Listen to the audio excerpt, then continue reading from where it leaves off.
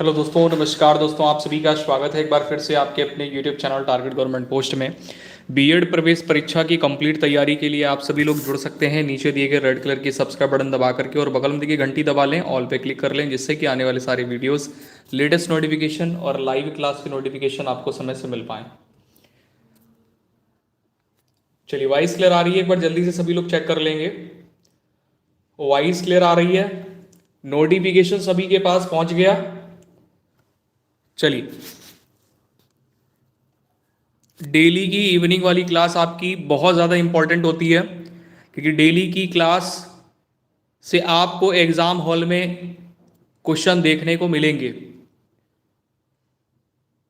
Good evening सभी को। चलिए, धीरे धीरे सभी प्यारे भाई बहन जुड़ते जा रहे हैं, क्लास को कंटिन्यू कर लेते हैं। वैसे भी क्लास आपकी अपने समय से लेट है, नई टाइम से क्लास स्टार्ट हुई थी। ये कोई नहीं कहेगा कि क्लास लेट शुरू करी है मैंने। क्लास मैंने टाइम से ही शुरू करी थी। उस टाइम पे सबके पास नोटिफिकेशन नहीं पहुंचा था। जो उस टाइम पे जुड़े हुए थे उनको पता होगा कि क्लास टाइम से आज की क्लास टाइम से स्टार्ट हुई थी, लेकिन नोटिफिकेशन के चक्कर से सबके पास वो नहीं पहुंची। बिल्कुल आज ट्रेन की तरह करेंगे, है ना। चलिए, सभी लोग तैयार है ना? क्लास को शुरू किया जाए, रेडी है? एक बार जल्दी से कमेंट में यस कर दीजिए फटाफट से। संध्या, चीकू, निधि, बाटू पटेल, अमीशा, गुड इवनिंग सभी को। और भाई ढेर सारी शुभकामनाएं सभी को होली की, बहुत सारी शुभकामनाएं। स्वस्थ रहिए, सुरक्षित रहिए, और आपकी फैमिली में सभी को ढेर सारी शुभकामनाएं होली की। ठीक है, इस रंगों के त्यौहार को अच्छे से आप लोग मनाइए और हंसिए, खेलिए, एंजॉय करिए सबसे। ठीक है, चलिए क्लास को शुरू कर लेते हैं। ये 7वीं आपकी वेरी स्पेशल लाइव क्लास है। पहला क्वेश्चन ये रहा आपके स्क्रीन पे। यहां पर आपसे पूछा गया कि भारत में न्यायपालिका निम्न में से, देखना है 4 विकल्प दिए गए हैं। भारत में न्यायपालिका निम्न की रेख देख में कार्य करती है। आपको बताना है निम्न में से राइट आंसर क्या होगा। प्रधानमंत्री की देखरेख में कार्य करती है न्यायपालिका, कि राष्ट्रपति की देखरेख में काम करती है, कि संसद की देखरेख में काम करती है, या ये स्वतंत्र होती है? तो यहां पे राइट आंसर आपका क्या हो जाएगा? स्वतंत्र। ऑप्शन नंबर डी यहां पर बिल्कुल आपका करेक्ट होगा। हैप्पी होली सभी प्यारे भाई बहनों को, हैप्पी होली, होली की ढेर सारी शुभकामनाएं। चलो, अगला क्वेश्चन ये रहा आपके स्क्रीन पर है, दूसरा नंबर। निम्नलिखित में से कौन समवर्ती सूची का विषय नहीं है? वेरी इंपॉर्टेंट लाइव सेशन है, ये समझ लीजिए, वेरी इंपॉर्टेंट। इस होली के शुभ अवसर पे बहुत ही ज्यादा इंपॉर्टेंट लाइव सेशन आप सभी लोगों के लिए। दूसरा प्रश्न आपकी स्क्रीन पर है, निम्नलिखित में से कौन समवर्ती सूची का विषय नहीं है? राइट आंसर यहां पर कर लेंगे लोक स्वास्थ्य। ये समवर्ती सूची का विषय नहीं है। समाचार पत्र है, परिवार नियोजन है, कारखाना है, लेकिन लोक स्वास्थ्य इसका समवर्ती सूची का विषय नहीं है। अगला क्वेश्चन तीसरा नंबर आपके स्क्रीन पर है। यहां पर आपसे कह रहा है कि किसी कारणवश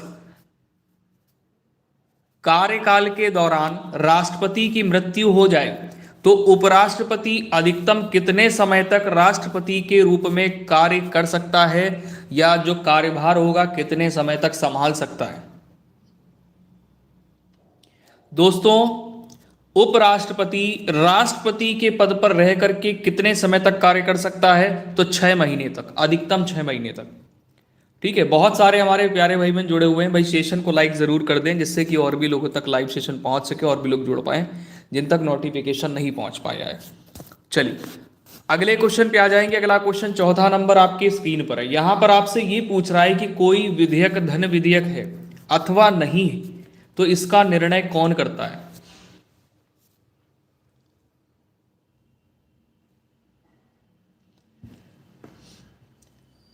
कोई विधेयक धन विधेयक है या नहीं है, तो इसका निर्णय कौन करता है? इसका निर्णय करता है लोकसभा का अध्यक्ष। ऑप्शन नंबर ए राइट होगा, लोकसभा का अध्यक्ष। अगला क्वेश्चन ये रहा आपके स्क्रीन पे, 5वां नंबर है। यहां पर आपसे कह रहा है प्रधानमंत्री अपना त्यागपत्र किसे संबोधित करते हुए देता है? प्रधानमंत्री सॉरी प्रधानमंत्री कह रहा हूं, राष्ट्रपति अपना त्यागपत्र किसे संबोधित करते हुए देता है? तो 5वें नंबर पे आपका राइट आंसर क्या हो जाएगा? उपराष्ट्रपति को। राष्ट्रपति अपना त्यागपत्र किसे संबोधित करते हुए देगा? उपराष्ट्रपति को। तो लाइक यहाँ पर option number C right answer कर लोगे। नेक्स्ट क्वेश्चन पे आ जाइए। अगला क्वेश्चन ये रहा, आपके स्क्रीन पर है, सभी को आंसर करना है कमेंट सेशन में। राज्य में मंत्रिपरिषद उत्तरदायी होती है, राज्य में मंत्रिपरिषद उत्तरदायी होती है। 6 नंबर पे राइट आंसर आप लोग क्या करोगे दोस्तों? राज्य में जो मंत्रिपरिषद होती है ये किसके प्रति उत्तरदायी होती है? तो विधानसभा के प्रति उत्तरदायी होती है। ऑप्शन नंबर आपका डी राइट होगा, ऑप्शन नंबर आपका डी राइट हो जाएगा। नेक्स्ट क्वेश्चन पे आ जाएंगे। अगला क्वेश्चन ये रहा, 7वां नंबर आपके स्क्रीन पर है। यहां पर आपसे ये कह रहा है निम्नलिखित में से किस संविधान संशोधन के अंतर्गत मौलिक कर्तव्यों को शामिल किया गया है? ध्यान दीजिएगा, निम्नलिखित में से किस संविधान संशोधन के अंतर्गत मौलिक कर्तव्यों को शामिल किया गया है? 7 नंबर पे राइट आंसर आप लोग कर लेंगे 42वें संविधान संशोधन। 42वें संविधान संशोधन के तहत मौलिक कर्तव्यों को शामिल किया गया है। अगला क्वेश्चन ये रहा, आपके स्क्रीन पर है 8वां नंबर। यहां पर आपसे ये कह रहा है कि भारतीय संविधान में राज्य के नीति निर्देशक तत्वों की संकल्पना किस देश के संविधान पर आधारित है? 4 विकल्प हैं, फ्रांस, आयरलैंड, जापान, ब्रिटेन। निम्न में से आपका राइट आंसर क्या है? साक्षी गुप्ता, सेम टू यू, आपको भी होली की ढेर सारी शुभकामनाएं। दोस्तों, भारतीय संविधान में राज्य के नीति निर्देशक तत्वों की संकल्पना किस देश के संविधान पर आधारित है? ऑप्शन नंबर सी हो जाएगा, आयरलैंड। नेक्स्ट क्वेश्चन पे आ जाइए। अगला क्वेश्चन 9वां नंबर आपके स्क्रीन पर है। भारतीय संविधान की अस्पृश्यता उन्मूलन से संबंधित अनुच्छेद है। 9वें नंबर पे राइट आंसर कर लेंगे अनुच्छेद 17। भारतीय संविधान की अस्पृश्यता उन्मूलन से संबंधित अनुच्छेद कौन सा है? आर्टिकल 17। अगला क्वेश्चन ये रहा, आपके स्क्रीन पे 10वां नंबर है। ईस्ट की नीतियों से कौन सा प्रधानमंत्री सबसे ज्यादा प्रभावित हुआ? ईस्ट की नीतियों से सबसे ज्यादा प्रधानमंत्री जो प्रभावित हुआ वो कौन है? 10वें नंबर पर आपका सही आंसर यहां पर क्या होगा? तो ईस्ट से ध्यान रखना, इंद्र कुमार गुजराल। ईस्ट की नीतियों से प्रभावित होने वाले प्रधानमंत्री हैं इंद्र कुमार गुजराल। अगला क्वेश्चन ये रहा, आपके स्क्रीन पर वेरी वेरी इंपॉर्टेंट क्वेश्चन आपसे पूछा गया है कि संसद का अर्थ क्या है? बहुत ही ज्यादा इंपॉर्टेंट क्वेश्चन आपके स्क्रीन पर है दोस्तों। यहां पर आपसे पूछा गया है कि संसद का अर्थ क्या है। तो सिंपल सी भाषा में आप यहां पर देखेंगे 4 कथन दिए गए हैं और 4 कथनों में से आप आंसर बहुत अच्छे से निकाल सकते हैं कि भारत का राष्ट्रपति, राज्यसभा, लोकसभा। संसद का अर्थ होता है भारत का राष्ट्रपति, राज्यसभा और लोकसभा। ठीक है, ऑप्शन नंबर सी के साथ में जो लोग जा रहे हैं उन सभी का आंसर बिल्कुल करेक्ट है 11वें में। अगला क्वेश्चन ये रहा, आपके स्क्रीन पर 12वां नंबर। यहां पर आपसे कह रहा, भारत में त्रिस्तरीय पंचायती राज प्रणाली का प्रस्ताव किसने किया था? ये क्वेश्चन टैग लगा दे रहा हूं, मोस्ट इंपॉर्टेंट क्वेश्चन है। मैक्सिमम ये क्वेश्चन एग्जाम में बीएड में पूछा गया है, कई बार पूछा गया है बीएड में। आप प्रीवियस ईयर क्वेश्चन पेपर उठा करके देखना, आपको समझ में आ जाएगा कि ये क्वेश्चन जो त्रिस्तरीय पंचायती राज प्रणाली को लेकर के है, ये बहुत बार क्वेश्चन पूछा गया है बीएड एंट्रेंस एग्जाम में। भारत, ये मैं केवल पर्टिकुलर यूपी बीएड की बात नहीं कर रहा हूँ, चाहे बिहार बीएड हो, चाहे यूके बीएड हो, चाहे झारखंड बीएड हो, सब में क्वेश्चन पूछा गया है। भारत में त्रिस्तरीय पंचायत राज्य प्रणाली का प्रस्ताव किसने किया था? तो बलवंत राय मेहता समिति ने किया था। 12वां number question, option number A write करेंगे। अगला क्वेश्चन ये रहा, आपके स्क्रीन पे 13वां नंबर है। यहां पर आपसे पूछ रहा है कि संवैधानिक प्रणाली के असफल हो जाने पर किसी राज्य में राष्ट्रपति शासन संविधान की किस धारा के अंतर्गत लागू किया जाता है? दोस्तों, यहां पर आपका सही आंसर होता है 13 में, ऑप्शन नंबर बी, 356 के तहत। ठीक है, 356 के तहत राष्ट्रपति शासन लागू किया जाता है? अगला क्वेश्चन ये रहा आपके स्क्रीन पर 14 नंबर।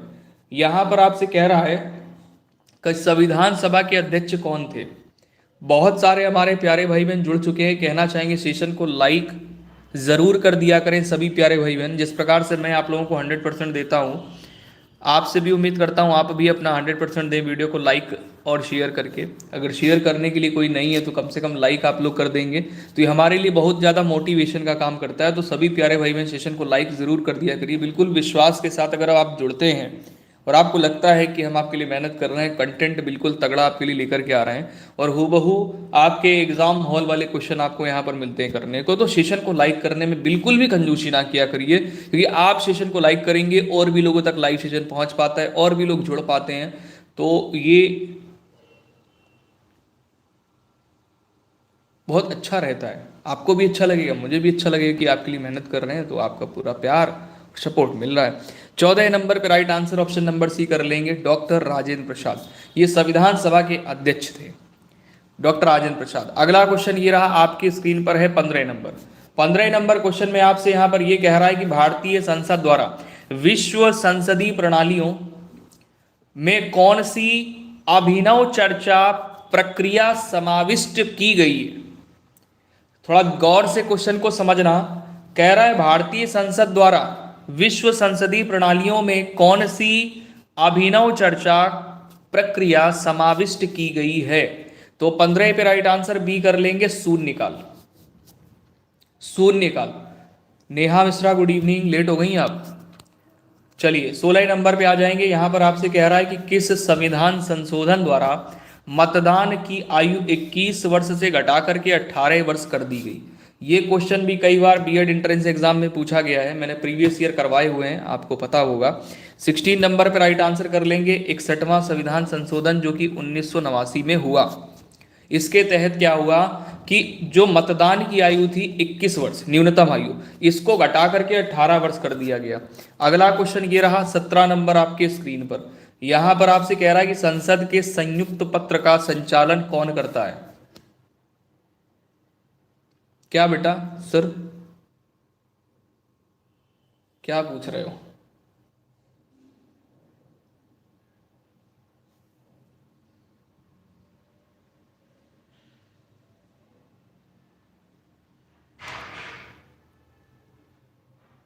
अभिनव चर्चा कहां पर हो?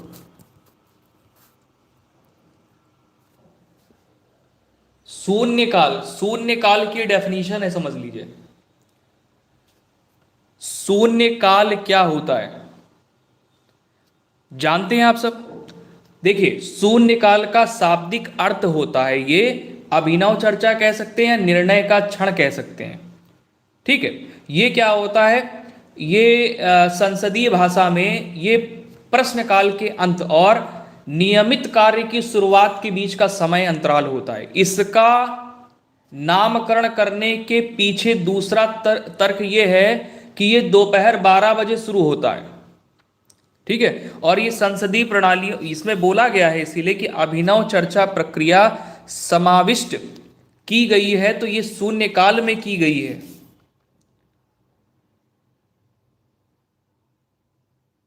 ठीक है, तो कुल मिलाकर के शून्यकाल के बारे में आपसे पूछा गया है कि शून्यकाल क्या है, तो शून्यकाल का शाब्दिक अर्थ होता है निर्णय का क्षण। ठीक है, और यह प्रश्नकाल के अंत और नियमित कार्य की शुरुआत के बीच का समय अंतराल होता है।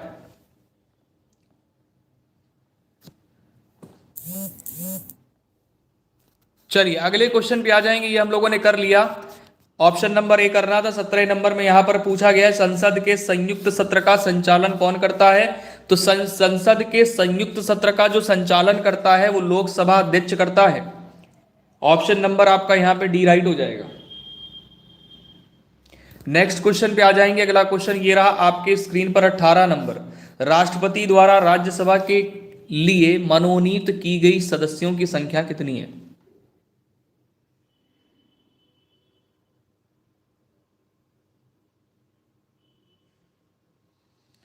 प्रवीण कुमार, आपको भी होली की ढेर सारी शुभकामनाएं। 18 नंबर पर राइट आंसर कर लेंगे 12। ठीक है, राज्यसभा के लिए मनोनीत की गई सदस्यों की संख्या 12 है, जो कि राष्ट्रपति मनोनीत करता है। 19 नंबर पे आ जाएंगे। यहाँ पर आपसे कह रहा है भारतीय राजनीतिक एकता का प्रतीक है जनता, सार्वजनिक मताधिकार, या राजनीतिक पार्टियां, या मंत्रीगण। तो भारतीय राजनीतिक एकता का प्रतीक है, क्या करोगे आंसर, राजनीतिक पार्टियां। क्या करोगे भाई, राजनीतिक एकता का प्रतीक है राजनैतिक पार्टियां। ऑप्शन नंबर सी, राजनैतिक पार्टियां। अगला क्वेश्चन ये रहा, आपके स्क्रीन पर है 20 नंबर। यहां पर कह रहा है कि मुख्य न्यायाधीश की नियुक्ति कौन करता है। मुख्य न्यायाधीश की नियुक्ति कौन करता है। 20 नंबर पे आपका राइट आंसर क्या होगा, मुख्य न्यायाधीश की नियुक्ति करता है राष्ट्रपति। Option number B. अगला क्वेश्चन ये रहा, आपके स्क्रीन पर है 21 नंबर। यहां पर आपसे ये कह रहा है कि बताइएगा कितने वर्षों तक के बच्चों को शिक्षा अनिवार्य की गई है। कितने वर्षों तक के बच्चों को शिक्षा अनिवार्य की गई है। तो आप सभी जानते हैं कि 6 से लेकर के 14 वर्ष तक के बच्चों को शिक्षा अनिवार्य की गई है। अगला क्वेश्चन ये रहा, आपके स्क्रीन पर 22 नंबर है। किस अनुच्छेद के तहत बच्चों को शिक्षा अनिवार्य की गई है। आर्टिकल अब आपसे पूछ लिया गया है। आयु आपको पता चल गई कि 6 से 14 वर्ष तक के बच्चों की, लेकिन अनुच्छेद यहां पर अगर पूछ लिया जाएगा किस अनुच्छेद के तहत बच्चों को शिक्षा अनिवार्य की गई है, तो आंसर आप करोगे 21A। अनुच्छेद 21A के तहत बच्चों को शिक्षा अनिवार्य की गई है। अगले क्वेश्चन पे आ जाएंगे, राष्ट्रपति किस अनुच्छेद के तहत लोकसभा को भंग कर सकता है। राष्ट्रपति किस अनुच्छेद के तहत लोकसभा को भंग कर सकता है। राइट आंसर यहां पर 23 में हो जाता है, ऑप्शन नंबर ए 80। ठीक है ना, ध्यान देना 80 दिया हो या 80B दिया हो, आंसर आप यहां पर कर लोगे। अगला क्वेश्चन ये रहा, आपके स्क्रीन पर है 24 नंबर। इसमें कह रहा राज्यसभा व लोकसभा का संयुक्त अधिवेशन कौन बुलाता है। भाई राज्यसभा और लोकसभा का जो संयुक्त अधिवेशन है ये कौन बुलाता है, तो ये बुलाया जाता है राष्ट्रपति के द्वारा। किसके द्वारा, राष्ट्रपति के द्वारा। तो ऑप्शन नंबर आपका डी यहां पर राइट हो गया। अगले क्वेश्चन पे आ जाएंगे। अगला क्वेश्चन 25 नंबर है, उच्च न्यायालय के न्यायाधीशों की नियुक्ति कौन करता है। उच्च न्यायालय के जो न्यायाधीश हैं उनकी नियुक्ति किसके द्वारा होती है। प्रधानमंत्री, राज्यपाल, मुख्य न्यायाधीश, राष्ट्रपति। तो आंसर आप यहां पर क्या करोगे, राष्ट्रपति करते हैं। उच्च न्यायालय के न्यायाधीशों की नियुक्ति राष्ट्रपति करते हैं। अगले क्वेश्चन पे आ जाएंगे। अगला क्वेश्चन ये रहा 26 नंबर आपकी स्क्रीन पर। यहां पर कह रहा भारतीय नागरिक के कितने मौलिक कर्तव्य हैं। भारतीय नागरिक के कितने मौलिक कर्तव्य हैं 26 पे, 10 हैं, 11 हैं, 12 हैं, 14 हैं। तो राइट आंसर आप यहां पर क्या करोगे, 11। भारतीय नागरिक के लिए कितने मौलिक कर्तव्य हैं, 11। अगला क्वेश्चन ये रहा, आपके स्क्रीन पर है 27 नंबर। यहां पर कह रहा राष्ट्रपति की आपातकालीन धारा कौन सी है। राष्ट्रपति की आपातकालीन धारा कौन सी है 27 नंबर पे। तो आंसर यहां पर करोगे 352। क्या कर लोगे, 352 करोगे। नेक्स्ट क्वेश्चन पे आ जाइए। अगला क्वेश्चन ये रहा आपके स्क्रीन पे, ये बताइए 6 से 14 वर्ष की अनिवार्य शिक्षा किस संशोधन द्वारा लागू की गई।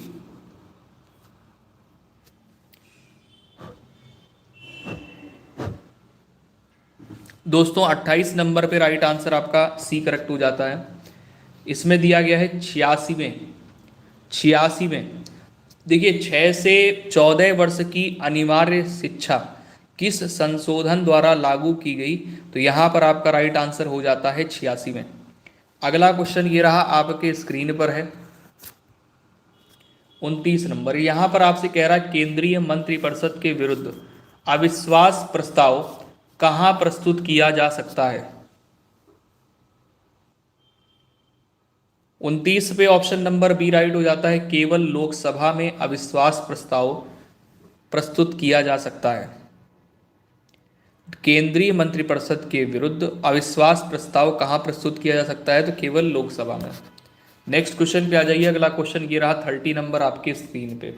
यहां पर आपसे कह रहा है कि किस संशोधन के द्वारा संविधान में भारतीय नागरिकों के लिए मूल्य कर्तव्यों को जोड़ा गया है?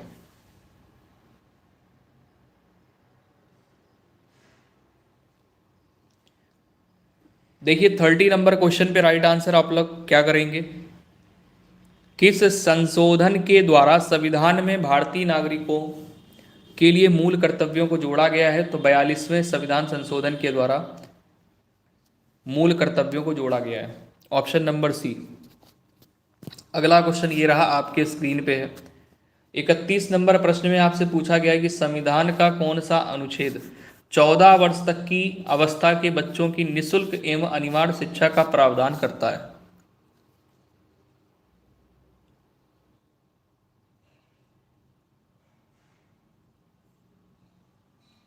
दोस्तों यहाँ पे 31 नंबर पे राइट आंसर डी हो जाता है, अनुच्छेद 21A। अभी आप लोगों ने यहाँ पर पढ़ा हुआ था कि संविधान का कौन सा अनुच्छेद आपने किया था, 21A। और यहाँ पर भी देखो क्वेश्चन में किस प्रकार से क्वेश्चन को थोड़ा सा घुमाया गया है, बस केवल निःशुल्क और अनिवार्य शिक्षा नहीं बोला था, निःशुल्क नहीं बोला था, अनिवार्य शिक्षा बोला था कि कितनी आयु तक या 14 वर्ष तक की आयु तक अनिवार्य शिक्षा जो है इसका प्रावधान रखा गया है। किस अनुच्छेद के तहत? तो अनुच्छेद 21A के तहत। तो ये भी ध्यान रखिएगा, निःशुल्क शिक्षा अनिवार्य शिक्षा का प्रावधान है। अगला क्वेश्चन यहाँ पर 32 नंबर आपकी स्क्रीन पर है।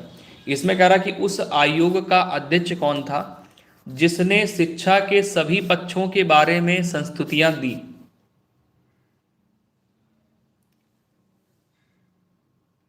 डेली डेली क्लास होती है, 8 बजे क्लास होती है डेली। आज क्लास थोड़ा लेट स्टार्ट हुई है क्योंकि पहले इवेंट लगाया हुआ था, उसका नोटिफिकेशन सबके पास नहीं पहुंचा, इस चक्कर से।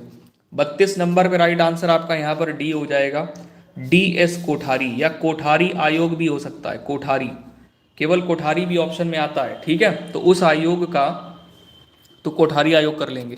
उस आयोग का अध्यक्ष कौन था जिसने शिक्षा के सभी पक्षों के बारे में संस्तुतियां दी? तो पूरा नाम था DS कोठारी।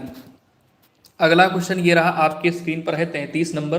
भारत की संविधान सभा किसके अनुसार गठित की गई?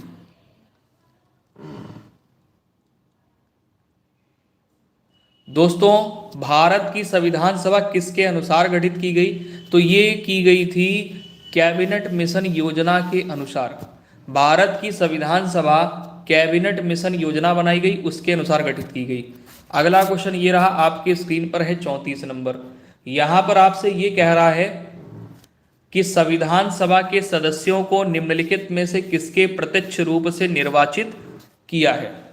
यहां पर कह रहा है संविधान सभा के सदस्यों को निम्न में से किसने प्रत्यक्ष रूप से निर्वाचित किया है?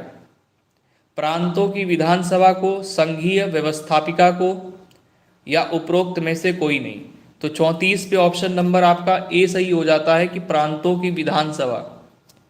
संविधान सभा के सदस्यों को निम्न में से किसने प्रत्यक्ष रूप से निर्वाचित किया है? तो प्रांतों की विधानसभा ने निर्वाचित किया है प्रत्यक्ष रूप से। अगला क्वेश्चन ये रहा आपके स्क्रीन पर, मोस्ट इंपॉर्टेंट क्वेश्चन की संविधान सभा की स्थापना कब हुई? दोस्तों संविधान सभा की स्थापना कब हुई थी?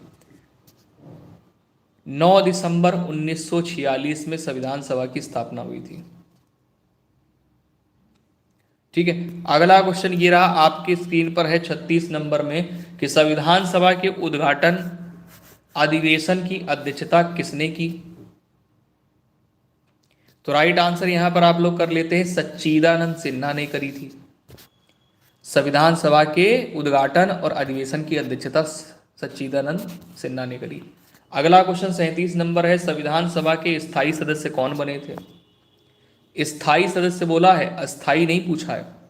तो 37 पर right answer option number C हो जाता है, राजेंद्र प्रसाद, जो कि स्थायी सदस्य, स्थायी अध्यक्ष बने। अगला क्वेश्चन ये रहा, आपके स्क्रीन पर 38 नंबर है, पूछ रहा है भारतीय संविधान सभा की प्रारूप समिति के अध्यक्ष थे। प्रारूप समिति के अध्यक्ष कौन थे? तो यहाँ पर BR अम्बेडकर, डॉक्टर भीमराव अंबेडकर थे, जो कि संविधान सभा की प्रारूप समिति के अध्यक्ष बने थे। अगला क्वेश्चन ये रहा, आपके स्क्रीन पर है 39 नंबर क्वेश्चन। यहाँ पर आपसे कह रहा, संविधान सभा का संवैधानिक सलाहकार किसे नियुक्त किया गया था? संविधान सभा का संवैधानिक सलाहकार किसे नियुक्त किया गया था? तो 4 विकल्प दिए गए हैं, BR अम्बेडकर है, BN राव है, के.एम. मुंशी है, वल्लभ भाई पटेल है। तो 39 पर राइट आंसर बी कर लेना होता है, BN. Rao. Nancy Gautam good evening. चलिए, बहुत सारे हमारे प्यारे भाई बहन जुड़े हुए, भाई सेशन को लाइक ज़रूर कर दें सभी प्यारे भाई बहन, जिससे कि जो लोग नहीं जुड़ पाए हैं उन तक नोटिफिकेशन पहुंच पाए, वो लोग भी क्लास को ज्वाइन कर पाए। चलिए, संविधान सभा में उद्घाटन प्रस्ताव किसने प्रस्तुत किया था? जवाहरलाल नेहरू ने। संविधान सभा में उद्देश्य प्रस्ताव किसने प्रस्तुत किया? Good evening, good evening Yasmin, good evening. चलिए, ध्यान दीजिएगा, क्वेश्चन आपके स्क्रीन पर है, संविधान सभा में उद्देश्य प्रस्ताव किसने प्रस्तुत किया? तो जवाहरलाल नेहरू ने। अगला क्वेश्चन यहां पर ये रहा, आपके स्क्रीन पर है 41 नंबर। पूछ रहा है आपसे कि संविधान सभा ने अंतिम रूप से संविधान को कब पारित किया? संविधान सभा ने अंतिम रूप से संविधान को कब पारित किया? 41 पे right answer option number C हो जाता, 26 जनवरी 1949 को पारित किया था। नेक्स्ट क्वेश्चन पे आ जाइए। अगला क्वेश्चन यहां पर 42 नंबर है। भारतीय संविधान किन दिनों में पूर्णतः लागू हुआ? भारतीय संविधान बनकर के तो तैयार हो गया, लेकिन कह रहा है कि किस दिन पूरी तरह से लागू हो गया। तो यहां पे सही आंसर आप क्या करोगे? 26 जनवरी 1950। 26 जनवरी 1950 को संविधान पूर्णतः लागू हो गया। अगला क्वेश्चन ये रहा, आपकी स्क्रीन पर है, भारत गणतंत्र कब बना? भारत गणतंत्र कब बना? तो राइट आंसर आप लोग यहां पर कर लेंगे, भारत गणतंत्र कब बना? आंसर क्या करोगे? 26 जनवरी 1950 को। 26 जनवरी 1950 को बना। अगला क्वेश्चन ये रहा, 44 नंबर आपकी स्क्रीन पर है, भारत एक गणतंत्र है, इसका अर्थ क्या है?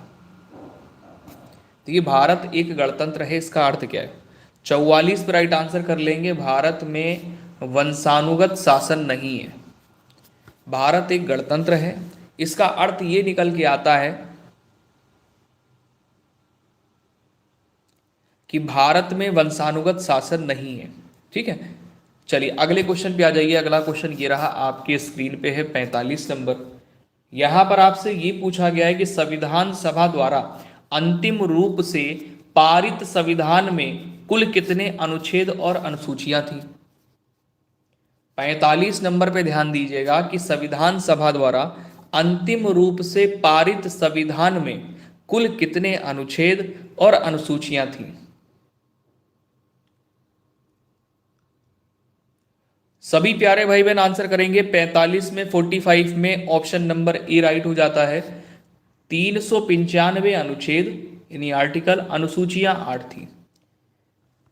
ठीक है, आपसे पूछ रहा है संविधान सभा द्वारा अंतिम रूप से पारित संविधान में कुल कितने अनुच्छेद थे? 395, अनुसूचियां 8 थी। अगला क्वेश्चन ये रहा आपके स्क्रीन पे, 46 नंबर में पूछ रहा, भारतीय संविधान के किस भाग को उसकी आत्मा की संज्ञा दी गई? भारतीय संविधान के किस भाग को उसकी आत्मा की संज्ञा दी गई? तो प्रस्तावना को दी गई। किसको दी गई? प्रस्तावना को। कि संवैधानिक उपचारों का अधिकार, क्या करोगे? 46 नंबर पे राइट आंसर आप क्या करेंगे?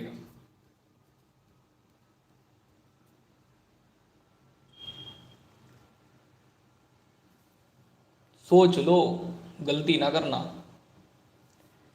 भारतीय संविधान के किस भाग को उसकी आत्मा की संज्ञा दी गई? तो प्रस्तावना बिल्कुल सही आंसर है आपका। अगले क्वेश्चन पे आ जाएंगे। अगला क्वेश्चन 47 नंबर आपकी स्क्रीन पर है, भारतीय संविधान की कौन सी विशेषता इंग्लैंड से ली गई है?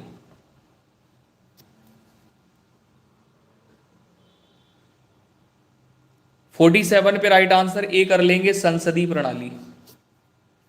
नेक्स्ट क्वेश्चन पे आ जाइए। अगला क्वेश्चन ये रहा, 48 नंबर आपके स्क्रीन पर है, वर्तमान में भारतीय संविधान में कुल कितनी अनुसूचियां हैं?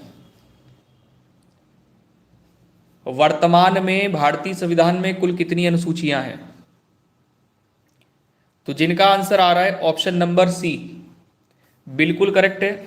अगर यहीं पर बोला जाए कि भारतीय संविधान में वर्तमान के समय में अनुच्छेद कितने हैं, तो आप क्या करोगे, 470 अनुच्छेद हैं, 12 अनुसूचियां हैं। ठीक है, हाँ। अगले क्वेश्चन पे आ जाओ। अगला क्वेश्चन ये रहा 49 नंबर आपके स्क्रीन पर। भारत संघ में शामिल राज्यों तथा संघ शासित क्षेत्रों का उल्लेख भारतीय संविधान की किस अनुसूची में है? आपसे क्या कह रहा है, ध्यान देना, कि भारत संघ में शामिल राज्यों तथा संघ शासित क्षेत्रों का उल्लेख भारतीय संविधान की किस अनुसूची में है? तो ऑप्शन नंबर आपका ए सही हो जाता है, प्रथम। अगला क्वेश्चन यहां पर ये रहा 50 नंबर आपके स्क्रीन पर है। भारतीय संविधान की तीसरी अनुसूची का संबंध किससे है?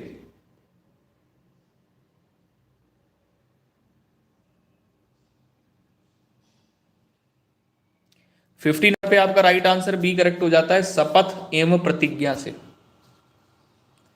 नेक्स्ट क्वेश्चन पे आ जाइए। अगला क्वेश्चन यहां पर 51 नंबर है। यहां पर आपसे कह रहा है कि भारतीय संविधान की किस अनुसूची में राजभाषाओं का उल्लेख है?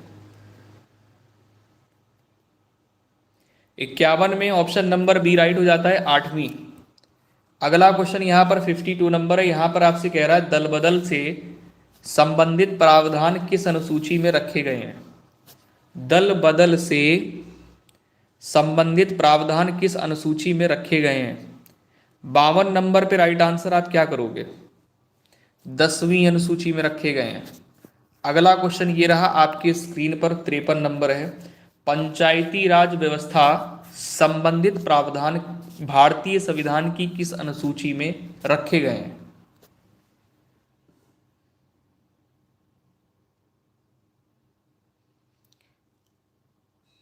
देखिए, पंचायती राज व्यवस्था की अगर बात की जाए, संबंधित जो भी प्रावधान है भारतीय संविधान की किस अनुसूची में रखे गए हैं, तो ऑप्शन नंबर आपका डी राइट हो जाएगा, 11वीं अनुसूची में।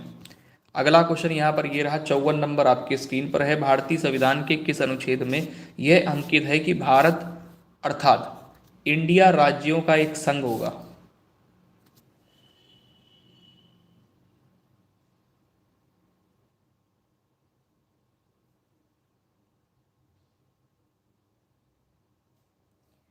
बेटा ये स्पेशल क्लास है, मतलब अगर आप ये समझ लीजिए कि भारतीय राज्य व्यवस्था से क्वेश्चन बनेगा तो इससे बाहर नहीं आएगा। एक क्लास आप कंप्लीट कर लोगे, एक क्लास आपके लिए बिल्कुल पर्याप्त है। समझ रहे हैं? हाँ, तो यहाँ पर ऐसा नहीं कि 50 क्वेश्चन कर दिए फिर अगली 50 क्वेश्चन कर दिए। आप सारे टॉप क्वेश्चन यहाँ पर पढ़ रहे हैं, इससे बाहर आपको भारतीय राज्य व्यवस्था से क्वेश्चन नहीं मिलेगा। पेपर में इसी से ही पूछा जाएगा। हिस्ट्री का मैंने एक लाइव सेशन कराया, जियोग्राफी का मैंने एक ही लाइव सेशन करवाया। ठीक है, ध्यान दीजिए। यहां पर आपसे कह रहा भारतीय संविधान के किस अनुच्छेद में यह अंकित है कि भारत अर्थात इंडिया राज्यों का एक संघ होगा? तो ऑप्शन नंबर यहां पर आप क्या करोगे? अनुच्छेद 1 कर लोगे, पहला अनुच्छेद। अगला क्वेश्चन ये रहा आपकी स्क्रीन पर है 55 नंबर। यहाँ पर आपसे ये कह रहा है कि भारतीय संविधान के किस अनुच्छेद में अंतर्राष्ट्रीय शांति की बात कही गई है?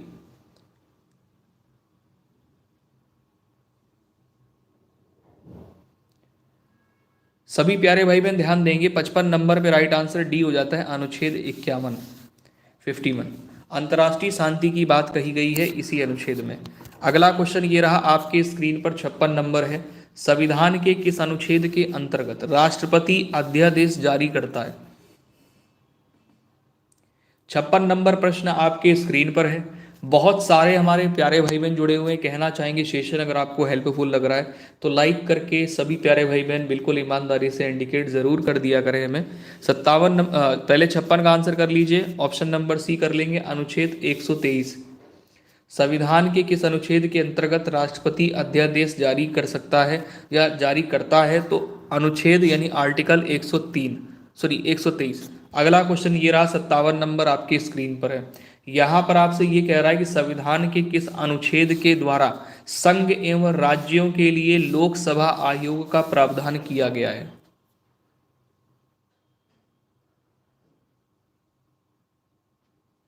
सभी प्यारे भाई बहन ध्यान देंगे, 57 पे right answer option number D हो जाता है, अनुच्छेद 315, आर्टिकल 315। नेक्स्ट क्वेश्चन पे आ जाइए। अगला क्वेश्चन यहाँ पर 58 नंबर आपके स्क्रीन पर है। भारतीय संघ में किसी राज्य को सम्मिलित करने का अधिकार किसके पास है?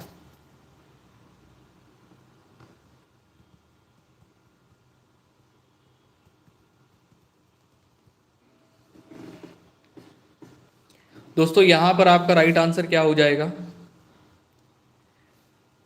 ऑप्शन नंबर बी करेक्ट हो जाएगा, संसद। भारतीय संघ में किसी राज्य को शामिल करने का अधिकार किसके पास में है? संसद के पास में। 58 पे ऑप्शन नंबर बी राइट करेंगे। अगला क्वेश्चन ये रहा आपके स्क्रीन पर, 59 नंबर है। इसमें कह रहा है वर्ष 1953 में गठित राज्य पुनर्गठन आयोग के अध्यक्ष कौन थे? दोस्तों वर्ष 1953 में गठित राज्य पुनर्गठन आयोग के अध्यक्ष कौन थे? तो ऑप्शन नंबर आपका यहां पे ए सही हो जाएगा, न्यायमूर्ति फजल अली। न्यायमूर्ति फजल अली। अगला क्वेश्चन 60 नंबर है। भाषाई आधार पर राज्यों का पुनर्गठन कब किया गया? यानी भाषा के आधार पर जो राज्यों का पुनर्गठन हुआ वो किस वर्ष में हुआ? तो राइट आंसर आप लोग कर लेंगे 1953 में भाषा के आधार पर राज्यों का पुनर्गठन हुआ। नेक्स्ट क्वेश्चन पे आ जाइए। अगला क्वेश्चन ये रहा आपके स्क्रीन पर, 61 नंबर है।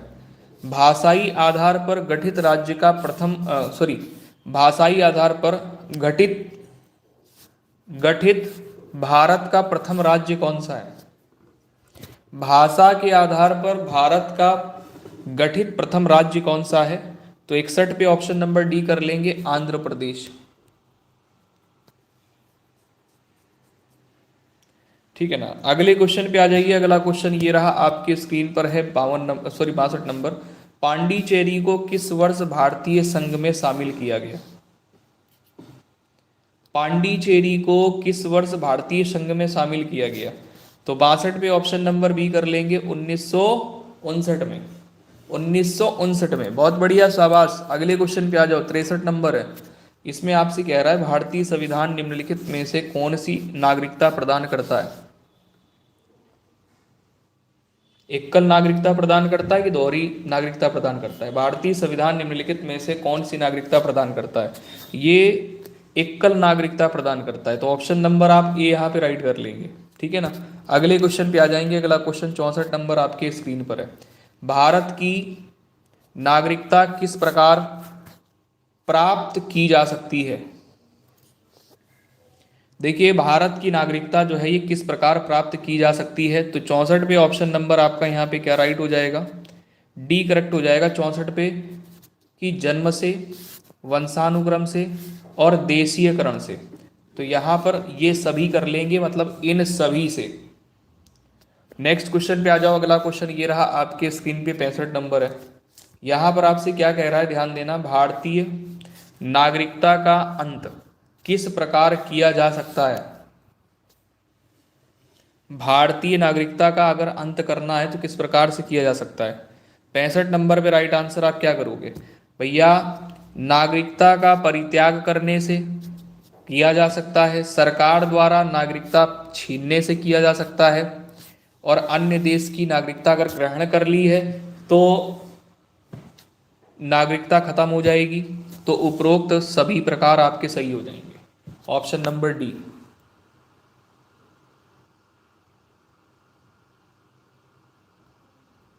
सर हम जा रहे हैं, 4 बजे उठना होता है रोज। गांव में सब 4 बजे, इतना जल्दी उठ जाते हैं? 4 बजे उठ जाते हैं? हाँ, गांव में बहुत सारे काम भी तो होते हैं जल्दी उठ करके, सही बात है। लोग जल्दी सो भी जाते हैं। चलो कोई नहीं, कोई बात नहीं है। सुबह मॉर्निंग में उठ के बाकी क्लास कवर कर लेना, ठीक है। चलो 66 नंबर पे राइट आंसर क्या कर लोगे भाई? निम्नलिखित में से कौन सी शर्त भारत की नागरिकता प्राप्त करने के लिए नहीं है? भाई अधिवास है, वंशानुक्रम है, पंजीकरण है, लेकिन ये नहीं कि संपत्ति स्वामित्व बन जाओ। ठीक है, तो ऑप्शन नंबर आपका डी राइट हो जाएगा यहाँ पे। 66 पे। नेक्स्ट क्वेश्चन पे आ जाइए। अगला क्वेश्चन ये रहा आपके स्क्रीन पे, 67 नंबर है।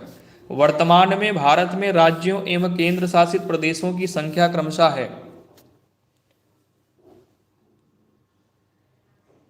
हाँ सही है, नींद नहीं आती होगी भाई जिनको वर्दी चाहिए या जिनको गवर्नमेंट जॉब की भूख है उन्हें नींद नहीं आती, वो सच्ची बात है।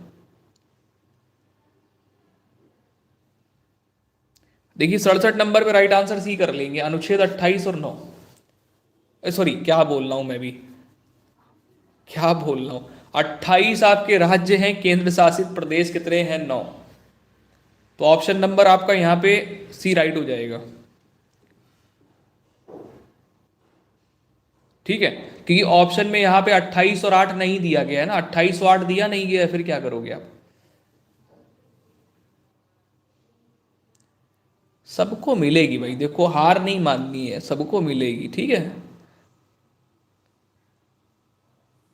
मिलेगी मिलेगी मिलेगी, अपने ऊपर खुद पे विश्वास रखो, बिल्कुल मिलेगी। ठीक है, अच्छे से पढ़ाई करते रहिए, बिल्कुल मिलेगी।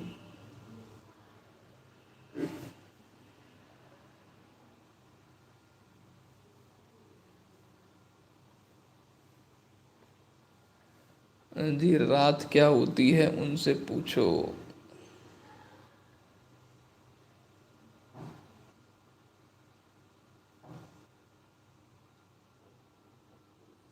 सही बात है।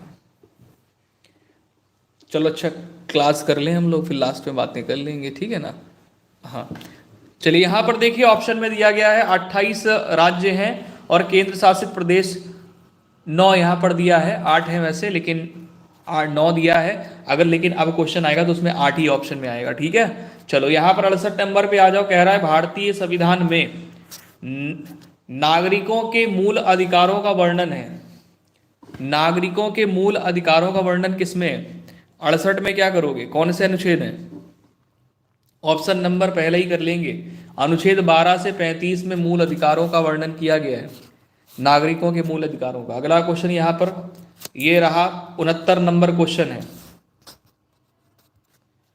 यहां पर आपसे कह रहा वर्तमान में भारतीय नागरिकों को कितने मूल अधिकार प्राप्त हैं।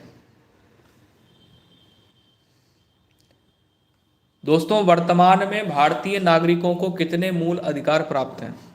69 पे right answer option number B कर लेंगे, 6। कितने? 6। अगला क्वेश्चन ये रहा आपके स्क्रीन पर 70 नंबर है। यहां पर आपसे कह रहा मूल अधिकारों को प्रवर्तित कराने की शक्ति किसे प्राप्त है? 70 पे ऑप्शन नंबर आप लोग सी कर लेंगे, उच्च और उच्चतम न्यायालय को, उच्च न्यायालय और उच्चतम न्यायालय को। अगला क्वेश्चन ये रहा प्रेस की जो स्वतंत्रता का अधिकार है वो किस में निहित है, किस अनुच्छेद में? प्रेस की जो स्वतंत्रता है इसका अधिकार इसको किस अनुच्छेद के तहत मिलता है? तो आर्टिकल 19(1) के तहत। अगला क्वेश्चन यहां पर दिया गया है 72 नंबर में, संपत्ति के अधिकार को किस संविधान संशोधन के द्वारा मूल अधिकार से हटा दिया गया है? तो 44वें संविधान संशोधन के द्वारा संपत्ति के अधिकार को मूल अधिकार से हटा दिया गया। अगला क्वेश्चन ये रहा 73 नंबर आपके स्क्रीन पर है कि वर्तमान में संपत्ति का अधिकार एक प्रकार का क्या है? एक प्रकार का विधि अधिकार है, विधिक अधिकार, एक प्रकार का विधिक अधिकार है। अगला क्वेश्चन ये रहा आपके स्क्रीन पर 74 नंबर है। यहां पर आपसे कह रहा है कि किस अनुच्छेद के द्वारा 6 से 14 वर्ष तक के बच्चों के लिए शिक्षा का अधिकार मूल अधिकार माना गया है?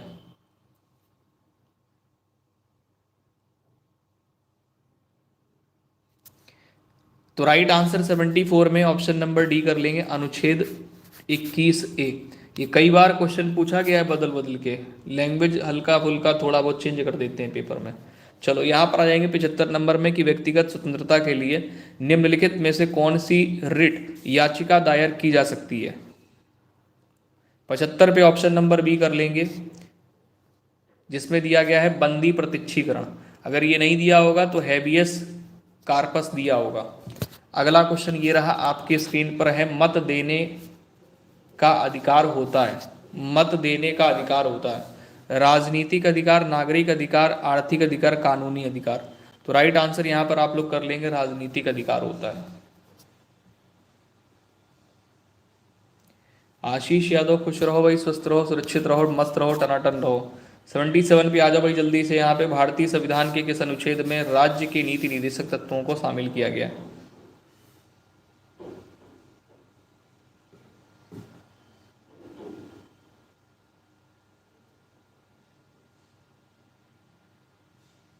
सेवेंटी सेवन पे right answer option number C कर लेंगे, अनुच्छेद 36 से 51। अगला क्वेश्चन ये रहा आपके स्क्रीन पर है 78 नंबर। यहां पर आपसे कह रहा है संविधान में कल्याणकारी राज्य की अवधारणा किसमें निहित है?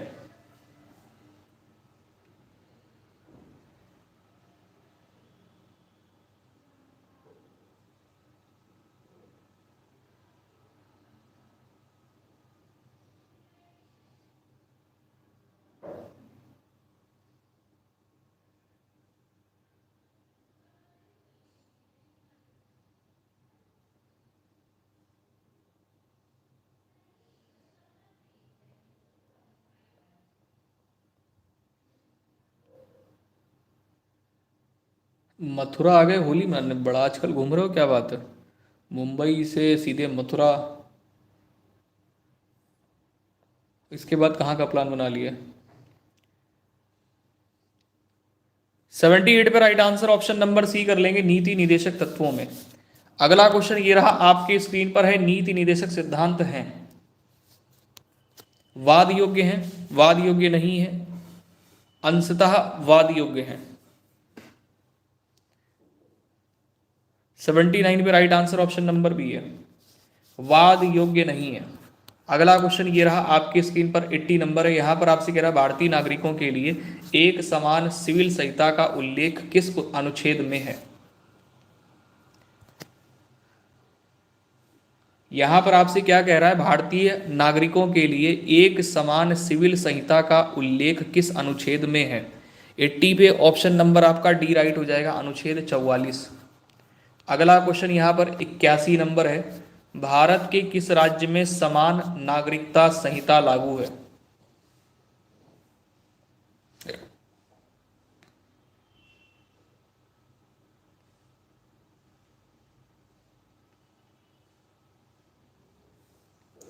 चलिए ध्यान देंगे यहां पे, भारत के किस राज्य में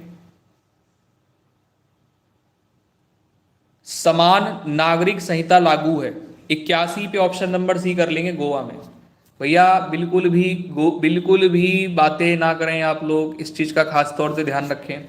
82 नंबर पे कह रहा है कि राज्य के नीति निदेशक सिद्धांतों के अनुसार किस आयु तक के बच्चों को निशुल्क और अनिवार्य शिक्षा देने की आशा की जाती है? तो ये तो सभी जानते हैं, 14 वर्ष तक के बच्चों को। अगला क्वेश्चन ये रहा 83 नंबर आपके स्क्रीन पर, कि भारतीय संविधान में मूल कर्तव्यों का वर्णन किस अनुच्छेद में है?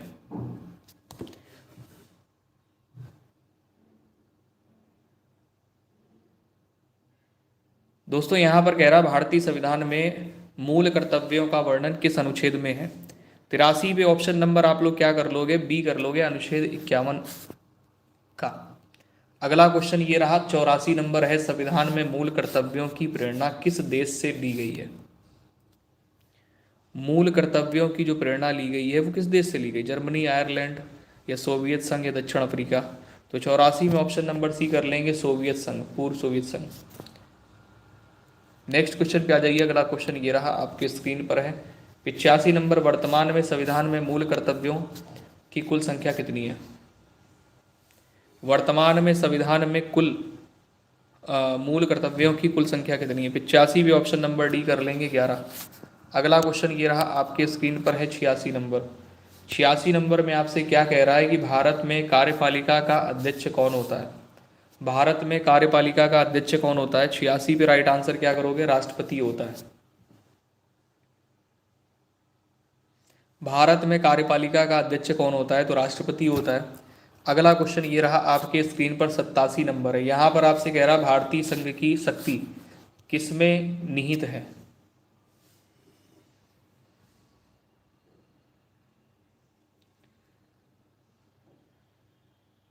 87 नंबर पे राइट आंसर संसद कर लेंगे। अगला क्वेश्चन ये रहा आपके स्क्रीन पर। अगला क्वेश्चन ये रहा आपके स्क्रीन पर है। 4 कथन दिए गए हैं, हालांकि कथन बहुत बड़े बड़े हैं, कोई बात नहीं है। 2 कथन पहले पढ़ लो, समझ लो, उसके बाद 2 कथन बाद में देख लेना कि राष्ट्रपति के निर्वाचक मंडल में शामिल हैं। तो राष्ट्रपति के निर्वाचक मंडल में शामिल हैं तो संसद के दोनों सदनों के सदस्य तथा राज्यों की विधानसभाओं के निर्वाचित सदस्य। तो ये तो सही नहीं है, इसमें आ जाओ कि संसद के दोनों सदनों के निर्वाचित सदस्य तथा राज्यों की विधानसभाओं एवं विधान परिषदों के निर्वाचित सदस्य, ये भी शामिल नहीं है। तीसरा कर लेंगे, संसद के दोनों सदनों के निर्वाचित सदस्य तथा राज्यों की विधानसभाओं के निर्वाचित सदस्य। विधान परिषद यहाँ शामिल नहीं है, राज्यों की विधानसभाओं के निर्वाचित सदस्य। ऑप्शन नंबर सी यहाँ पे राइट कर लेंगे। ठीक है, इसमें पूछ रहा राष्ट्रपति के निर्वाचन मंडल में शामिल कौन है, तो संसद के दोनों सदनों के निर्वाचित सदस्य तथा राज्यों की विधानसभाओं के निर्वाचित सदस्य। Option number C. अगला क्वेश्चन 89 नंबर आपके स्क्रीन पर है। राष्ट्रपति पद के चुनाव संबंधित विवाद किसे निर्देशित किया जाता है? भैया राष्ट्रपति पद के चुनाव संबंधित विवाद किसे निर्देशित किया जाता है? 89 पे ऑप्शन नंबर डी कर लेंगे, उच्चतम न्यायालय को। अगला क्वेश्चन ये रहा आपके स्क्रीन पर, 90 नंबर है। राष्ट्रपति पद के निर्वाचन हेतु कौन सी पद्धति अपनाई जाती है? 90 पे ऑप्शन नंबर आपका यहाँ पे राइट हो जाता है, उपरोक्त सभी। एकल, संक्रमणीय, अप्रत्यक्ष मतदान, समानुपातिक प्रतिनिधित्व। 91 नंबर है, 91 नंबर क्वेश्चन है। भारतीय सेवाओं का सर्वोच्च सेनापति होता है? 91 नंबर पे राइट आंसर ए कर लेंगे, राष्ट्रपति होता है। संविधान सेवाओं का सर्वोच्च सेनापति होता है तो राष्ट्रपति होता है। अगला क्वेश्चन ये रहा आपके स्क्रीन पर है, 92 नंबर। इसमें कह रहा है कि भारत के प्रथम राष्ट्रपति थे, भारत के प्रथम राष्ट्रपति थे। तो ऑप्शन नंबर आपका यहाँ पे राइट क्या हो जाएगा? Rajendra Prasad, option number B. अगला क्वेश्चन यहाँ पे 93 नंबर है। इसमें पूछ रहा है निर्विरोध चुने जाने वाले एकमात्र राष्ट्रपति कौन थे? निर्विरोध। आपको भी ढेर सारी शुभकामनाएं। 93 पे राइट आंसर ऑप्शन नंबर यहाँ पे सी कर लेंगे, नीलम संजीव रेड्डी।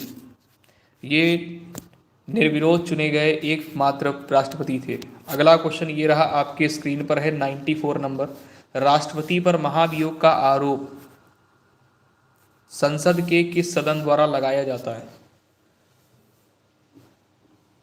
दोस्तों 94 पे राइट आंसर आप लोग कर लेंगे, संसद के किसी भी सदन द्वारा, संसद के किसी भी सदन द्वारा।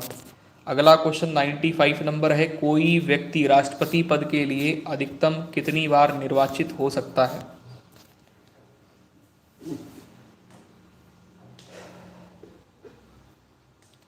तो भैया कोई लिमिट नहीं है, कोई सीमा नहीं है। अगला क्वेश्चन ये रहा आपके स्क्रीन पे, 96।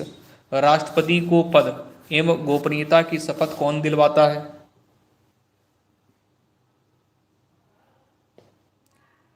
नाइन्टी सिक्स पर राइट आंसर बी हो जाता है, उच्चतम न्यायालय के अनुसार, उच्चतम न्यायालय के मुख्य न्यायाधीश। ऑप्शन नंबर बी राइट हो जाएगा यहाँ पे। अगले क्वेश्चन पे आएंगे, 97 नंबर है। उपराष्ट्रपति के निर्वाचक मंडल में शामिल होते हैं?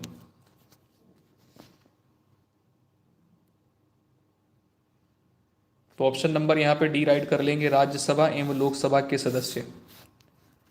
अगला क्वेश्चन ये रहा, 98 नंबर आपके स्क्रीन पर है। भारत के उपराष्ट्रपति को पद से कौन हटा सकता है? 98 पे ऑप्शन नंबर सी राइट कर लेंगे, लोकसभा की समिति के लोकसभा की समिति से राज्यसभा, लोकसभा की समिति से राज्यसभा। भारत के उपराष्ट्रपति को पद से कौन हटा सकता है? तो लोकसभा की समिति से राज्यसभा। 98 पे। अगला क्वेश्चन 99 नंबर आपके स्क्रीन पर, सेकंड लास्ट क्वेश्चन है। राज्यसभा की बैठकों का सभापतित्व कौन करता है? राष्ट्रपति, उपराष्ट्रपति, प्रधानमंत्री, राज्यसभा का उपसभापति। तो ऑप्शन नंबर आपका यहाँ पे बी राइट हो जाता है, उपराष्ट्रपति। नेक्स्ट क्वेश्चन पे आ जाएंगे। अगला क्वेश्चन 100 नंबर, आखिरी क्वेश्चन आपके स्क्रीन पर। यहाँ पर आपसे कह रहा है कि किस एकमात्र उपराष्ट्रपति की मृत्यु पद पर आसीन रहते हुई, किस एकमात्र उपराष्ट्रपति की मृत्यु पद पर बने रहते हुए हुई? तो ऑप्शन नंबर आप यहां पर कर लेंगे कृष्णकांत, ऑप्शन नंबर ए। ये आखिरी क्वेश्चन था। क्लास आज बहुत जल्दी जल्दी करवा दी खत्म, ज़्यादा डिफाइन भी नहीं किया क्वेश्चंस को, तो उसके लिए टेंशन मत लेना। अभी आगे और भी बेहतरीन क्लासें होनी है, इससे बेहतरीन क्लासें होंगी, लेकिन ये क्लास आपके लिए रिवीजन के लिए बहुत बेस्ट होगी। एग्ज़ाम से पहले इस क्लास को ज़रूर एक बार आप लोग देख करके, समझ करके, प्रैक्टिस करके जाएं, ठीक है। और बाकी होली अच्छे से करें। सभी को ढेर सारी शुभकामनाएं होली की। स्वस्थ रहिए, सुरक्षित रहिए, अपना ख्याल रखिए, फैमिली का ख्याल रखिए, ठीक है। बाकी क्लास कल इवेंट लगा दूंगा, छोटी सी क्लास हो जाएगी रीजनिंग की, और शाम को क्लास देखते हैं, जैसा आप लोग बताएंगे, जैसा आप लोग का मन होगा उस हिसाब से शाम की क्लास कर लेंगे। बाकी PDF वगैरह टेलीग्राम पे आपको मैं दे दूंगा प्रैक्टिस के लिए, और इंस्टाग्राम पे आप लोग जा सकते हैं, जो चैनल का नाम है यही इंस्टाग्राम का नाम है, तो इंस्टाग्राम से जा करके वहाँ से भी जो आपको पूछना हो तो पूछ सकते हैं आप लोग। कोई बात नहीं, कोई बात नहीं, ठीक है। सभी को भाई ढेर सारी शुभकामनाएं। हाँ, तुम तो बहुत नए हो भाई, राज बिल्कुल नए हो तुम, राजकुमार भी बहुत नए हैं। चलो ठीक है, जय हिंद सभी को, गुड नाइट, शुभ रात्रि। क्लास का टाइमिंग मॉर्निंग 11 बजे रहता है, शाम की 8 बजे क्लास होती है, दिन में 2 बजे से क्लास होती है। पहली क्लास आपकी 11 बजे होती है दिन में, ठीक है। तो 11 बजे एक सुटेबल टाइम है, आप लोग चाहो तो ज्वाइन कर सकते हो, बता देना मुझे। होली का टाइम है, फ्री रहूँगा, क्लास आपकी हो जाएगी।